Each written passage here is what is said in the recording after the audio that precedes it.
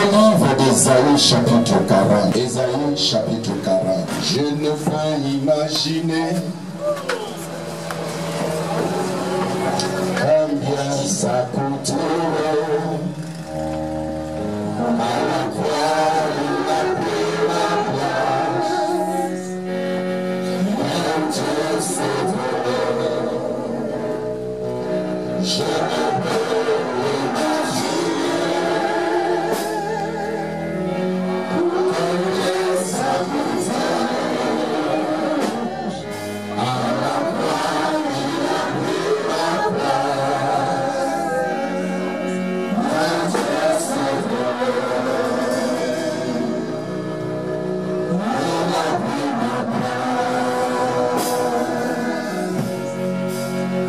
a pris ma place. Il a pris ma place. Il a pris ma place. Dieu s'est donné.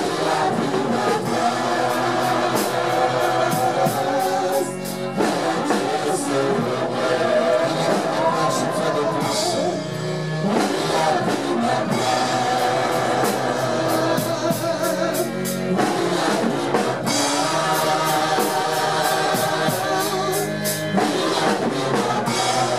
a pris ma place. Il a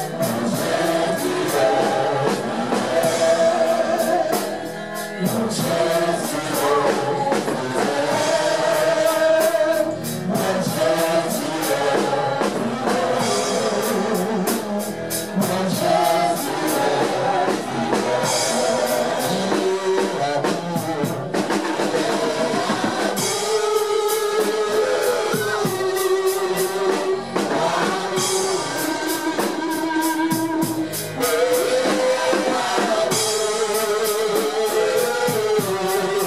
Il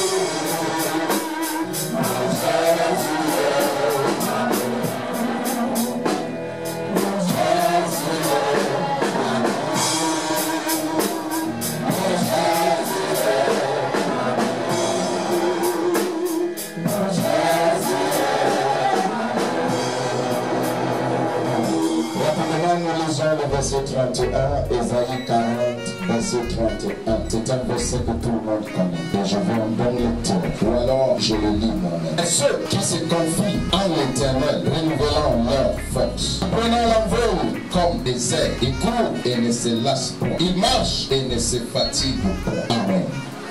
Seigneur, je me cache derrière la croix et je prie que tu parles à ton peuple ce matin. Qu'une parole personnelle ne sorte de ma bouche. Cher Saint-Esprit, adresse-toi à ton peuple pour qu'il prière le reste sans être renversé. Et je prends autorité contre toute présence qui ne se soumet pas à l'autorité du Christ. Toi, visiteur indésiré, tu es assujetti, ligoté, jeté dans la vie. Merci Seigneur parce que tu relèves ton peuple. Sortant d'ici que chacun puisse avoir un témoignage. Au nom de Jésus-Christ, nous avons prié. Et quelqu'un dit amen, tu es fait. Amen.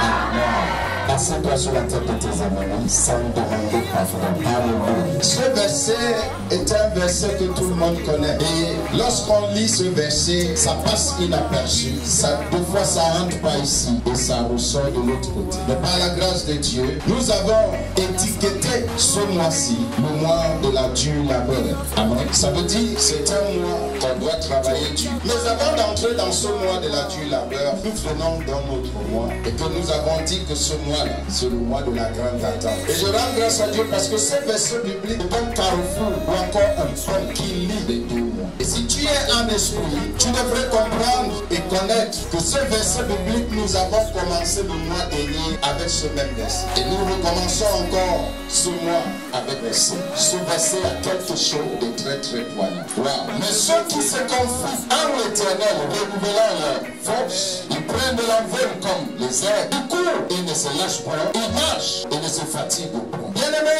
j'essayais de comprendre pourquoi est-ce que Dieu me ramène dans ce même verset verset en ce mois-ci. Alors j'ai pris la peine de commencer à poser des questions. En réalité, qu'est-ce qu'un aigle? Si tu comprends la vie de l'aigle, tu vas comprendre comment marcher avec Dieu et comment recevoir de lui. Si tu comprends la vie de l'aigle, tu vas comprendre que Dieu n'est jamais en retard. Parce qu'en réalité, quand la Bible dit ceux qui espèrent en l'Éternel renouvellent leur force, c'est facile de le dire. Ils en prennent en vol comme de l'aigle. Il y a une raison pour laquelle Dieu a utilisé l'aigle comme exemple. Si tu étudies la vie de l'aigle, tu vas comprendre pourquoi Dieu l'utilise. Et tu vas trouver plusieurs versets bibliques là où Dieu parle des aigles. Il parle toujours de la force. Il parle toujours de la détermination. Il parle toujours de but atteignant, c'est-à-dire l'accomplissement de son but. L'aigle est l'oiseau le plus fort de tout oiseau. L'aigle commence à penser à renouveler sa force à partir de 40 ans d'âge. Lorsque l'aigle vit jusqu'à 40 ans, il commence à s'affaiblir. Et ce n'est pas tout aigle qui prend la peine de passer par le processus du renouvellement. La raison pour laquelle je titule mon thème ce matin, la renaissance. Dis après moi la renaissance. Dis encore la renaissance. Il y en a plusieurs ici. Tu es né dans la maison de ton père. Tu es né dans ta famille, dans ton village. Et le système programmé dans cette famille t'a rendu tellement faible. Faible d'esprit, faible de la pensée, faible de la créativité, faible à la chasse, faible au travail, faible au raisonnement. Et tu es devenu comme un petit mongol. Mais jusque-là, tu es fier quand même d'être né dans ta famille. Autant sont nés avec de la cuillère en or. Papa t'achète ceci, maman t'achète l'autre, l'oncle revient avec ci, la tante vient avec elle. Et à cause de ça, cet environnement t'a rendu faible, ça t'a cassé. Au point où même ton destin, tu ne veux plus regarder. Au point où tu ne comprends même plus qui tu es. Donc quand on est dans un environnement tellement terrible, tu es devenu bosseur au point où il faut à tout prix, à chaque moment que tu sois en train de faire quelque chose, mais quelque chose qui n'aboutit pas. Ça fait que chaque jour tu sors, tu reviens. Quand on te demande, tu dis je travaille dur. Et la Bible déclare, c'est avant que vous sortez tôt et vous vous couchez tard pour manger le pain de la douleur. Ce matin, Dieu voudrait transformer quelqu'un. Il y en a plusieurs ici qui sont nés de nouveau. Depuis que tu es né de nouveau, tu es resté avec le nom né de nouveau. Comme si c'était le nom né de nouveau qui t'amène dans le royaume des cieux. Aujourd'hui, si tu annonces à la télé que toutes les nés de nouveau se rapprochent, tu n'auras pas de place pour les accueillir. Mais combien vivent selon la volonté de Dieu? Combien peuvent hériter le royaume des cieux? Combien parmi sont des enfants de Dieu? Parce que n'est pas enfant de Dieu celui qui est né de nouveau. La nouvelle naissance, c'est quelque chose que tu obtiens maintenant et tu es capable de l'abandonner la seconde qui suit. Je parle de la renaissance. Bien aimé, c'est un gré de trou dans le monde. La renaissance. Au milieu des hommes occultes, ils ont leur façon de renaître. Quand un homme occulte parle de la renaissance, il y en a des personnes qu'on enterre dans la tombe et qu'ils doivent se relever. On le met dans le cercueil, pardon, et il passe quelques jours, quelques nuits. Après on ouvre le cercueil, on dit qu'il est rené. Quand on parle de la renaissance, plusieurs pensent à la réincarnation. C'est là où tu entends certaines familles dire, c'est la photo parfaite de mon père. Mon père qui était mort là, il est revenu au monde. La renaissance est un mystère. La renaissance est une capacité qui doit pousser de l'intérieur de l'homme le désir renaître. Voilà pourquoi Dieu prend l'aigle comme exemple pour nous ce matin. Ne renais pas qui veut, mais renais qui peut.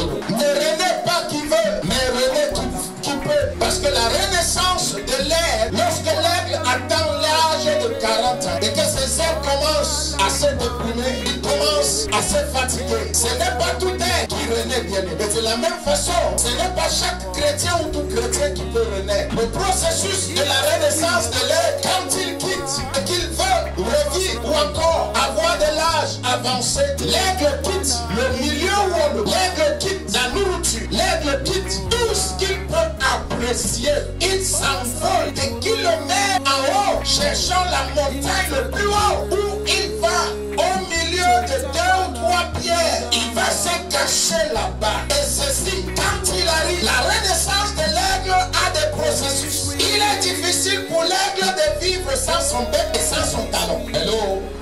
C'est difficile et dangereux pour un aigle de vivre sans son bec et sans son talon. L'aigle utilise son bec pour se nourrir. Et à chaque fois que l'aigle attrape, son bec va d'abord du deuil, il piquant l'œil pour te faire devenir aveugle pour ne plus le voir. Et alors là, il peut te dévorer. Mais lorsque l'aigle pense à la renaissance, quand il monte au milieu des cailloux, la première des choses que l'aigle casse, c'est son bec. La chose la plus importante pour lui, c'est son talon. Deuxième chose, la plus importante pour lui, c'est son bec. Le talon d'aigle lui permet d'attraper ses proies. Et quand il met ça sur toi, tu ne peux pas t'enfuir. Plusieurs chrétiens aujourd'hui ont perdu les talons. Et pour ça, ne peuvent plus rien attraper. Et qui parle de talons, parle de la base. S'il te plaît, pose la question à ton frère. Voisin, voisin, est-ce que la fondation de ton salut est encore là? Peux-tu encore te vanter d'être né de nouveau? Quand l'aigle monte, la première des choses qu'il perd, c'est son bec, la capacité de se nourrir. Il commence à cogner ça contre le roc. Il va cogner comme ça jusqu'à ce que ça puisse s'épiner et le nouveau va devoir repousser. Et il faut attendre que ce nouveau reprenne. Imagine le nombre de temps lorsque tu fais sauter l'ongle de ton doigt. Parce que son bec est assez dur, ou encore 2 fois dur que ton ongle. Et quand ça saute, il faut attendre des mois et des mois pour que ça repousse. C'est ainsi que l'aigle doit attendre que son bec repousse. Processus de la renaissance. Après avoir cassé son bec, son talon également doit d'abord quitter, s'épiler. Il faut attendre que ça repousse. Et c'est lorsque ce bec repousse que l'aigle de lui-même commence à se déplier de lui-même. Toutes ses poils, il doit toutes les arracher. Toutes ses ailes, il doit se déplumer lui-même. Et ça pendant 150 jours. 5 mois bien affilés. Il attend le processus de la renaissance. Mais quant à toi, lorsque les choses ne vont, c'est ton moment de fuir, c'est ton tour de rentrer dans le monde. Il faut que tu ailles un peu essayer. L'aigle ne manque pas l'idée de vouloir devenir un autre oiseau. Non, il garde la mentalité de l'aigle qu'il est. Pendant 150 jours, il passe dans la douleur. Bien aimé, 150 jours à laquelle ses becs ne peuvent plus le nourrir. Ses talons ne peuvent plus rien attraper. 150 bons jours. 150 jours, lui ne peut plus tendre ses ailes. Ni le vent ne peut le soulever. C'est pour ça que la Bible te dit que ceux qui mettent leur confiance à l'Éternel, ils doivent renouveler la force. Comme le qui? Comme des ailes. Parce que le processus qui renouvelle la force est un processus douloureux. Les chrétiens d'aujourd'hui, nous voulons plus que des messages qui nous apportent combien de fois nous allons voyager, nous allons nous marier, nous allons manger à notre guise. Il faut que je te dise que quand tu vas rentrer à la maison, tu vas trouver au moins 2 porcs devant ta porte pour que tu dises Amen. Bien aimé, nous avons oublié quelque chose. Nous avons quitté la base. Nous avons oublié que la vie chrétienne est une vie qui mérite d'être remonte et représentée. Mais lorsque l'aigle sort de sa cachette après 40 ans, bien aimé, c'est reparti pour 30 ou 40 ans encore de plus. Toi, tu veux la longévité. Tu ne parviens même pas à vouloir te renouveler. La voiture pour mettre longue, pas quand même se vidanger chaque mois, chaque fois. On enlève l'ancien livre et on remet l'autre. Mais toi, tu voudrais obtenir la grâce de Dieu. Tu veux rester à l'attente de Dieu. Mais rien ne doit être renouvelé dans ta vie. Il faut que tu restes avec le même caractère. Il faut que tu restes avec les mêmes insultes. Il faut que tu marches avec le même péché. Il faut que tu fasses comme tu veux.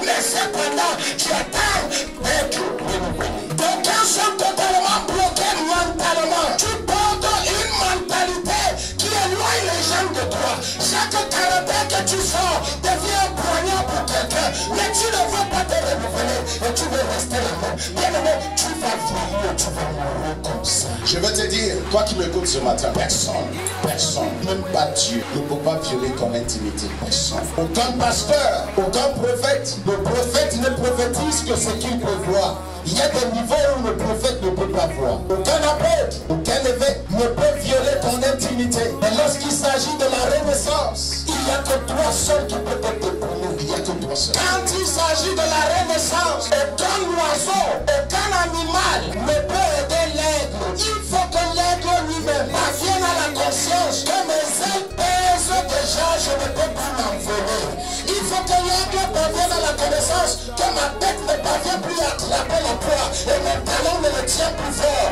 J'ai besoin, il faut que j'aille me cacher dans un coin. Et je dis à quelqu'un ce matin, c'est quoi un coin de cachette où si tu permets, tu peux toi-même te débrouiller. Sortant d'ici ce matin, tu sois une personne remuée. Une personne recréée. La renaissance est un processus qui ne vient pas tout court, ni d'un coup. La renaissance. Bien aimé, je ne sais pas qui tu es ce matin. Je ne sais pas là où tu es et tu m'écoutes. Mais écoute-moi très bien. Il n'y a que toi seul qui décide d'aller te cacher. C'est une période douloureuse, mais qui réajoute la longévité. Une période douloureuse qui ressort la brillance. Une période douloureuse qui ressort la force. La férocité, une période douloureuse qui ressort le courage. C'est un nouveau commencement à nul autre pareil. Parce que va vérifier, aucun aigle ne sort de sa cachette après avoir été dénivelé et raté sa proie. Bien aimé, il a deux types de processus. La première, c'est pour lui-même. La deuxième, c'est le processus de son œil. Parce que aucun caméra dans ce monde ne peut attraper comme l'œil de l'air. La raison pour laquelle tes yeux spirituels ne parviennent plus à bien regarder, c'est parce que tu te plais et tu es en train de mourir à petit feu. Tu refuses de renaître. Si tu pouvais renaître, même ta capacité de réflexion commence à capter les ondes qui te montrent ta grandeur. Tu refuses le changement. Et c'est pour ça que tu es limité au niveau de la fondation familiale. Il est prédestiné que tu tombes un jour, ça c'est vrai, mais qui t'a dit que là où tu vas tomber était destiné d'être ta tombe? C'est normal que tu tombes. Tu es prédestiné à naître dans une famille. Qui t'a dit que le modèle de cette famille, c'est ça qui est modelé dans ta vie? Laisse-moi te dire que Samson appartenait à une famille, mais il est mort ailleurs après avoir fait des exploits. Élie appartenait à une famille. Tous sortaient d'une famille. Pourquoi est-ce que tu es resté la même? Pourquoi tu crois qu'il est temps que tu travailles un peu plus? Dis à quelqu'un, je veux travailler un peu plus. Je vais aller me cacher quelque part. Je vais travailler sur ma personnalité. Je vais travailler sur ma spiritualité. Je vais travailler sur mes finances. Je vais sortir avec d'autres nouvelles idées. Je vais augmenter la créativité. Quelque chose doit marcher. Quand je ressors, il faut qu'on voit le nouveau moi. Tu mènes une vie. C'est la même chose tous les jours. Tu sors, tu reviens, tu ressors, tu reviens. Tu vas au bar, tu bois une bière, tu finis la bière, tu prends le jus. Après tu manges un peu de soya. Après tu tournes, tu reviens, tu te couches, tu reviens. Chaque jour, quand tu regardes ta main, la seule chose que tu es capable de garder pour toi-même, c'est peut-être un 500 francs qui va t'amener encore au travail. Pourquoi tu ne vois pas que le système là est rayé? Dis à quelqu'un, le système là est rayé. Tu ne peux pas chanter le même morceau tous les jours. Non, non, non, non, non, non, non, non, non. Tu ne peux pas être là. Tu tournes à rond, tu tournes à rond, tu tournes à rond, tu tournes à rond, tu tournes à rond. Après tu te mets, lorsque ton ami gare en route t'appelle, oh Jeannette, hey Pierre, c'est toi? Dis oui, c'est moi. Dis ah, vraiment, tu vois alors, on a fini l'école ensemble, mais te voilà, mais me voici, il n'y a pas de problème. Dieu comprendra, Dieu ne comprendra jamais rien. Et pour couronner tout, tu te dis dans ton cœur, certainement il est dans un secte. Et dès que tu dis déjà, certainement il est dans une secte, c'est fini, tu as limité ta capacité de réessayer encore. S'il te plaît, dis à ton voisin, c'est l'heure d'essayer encore.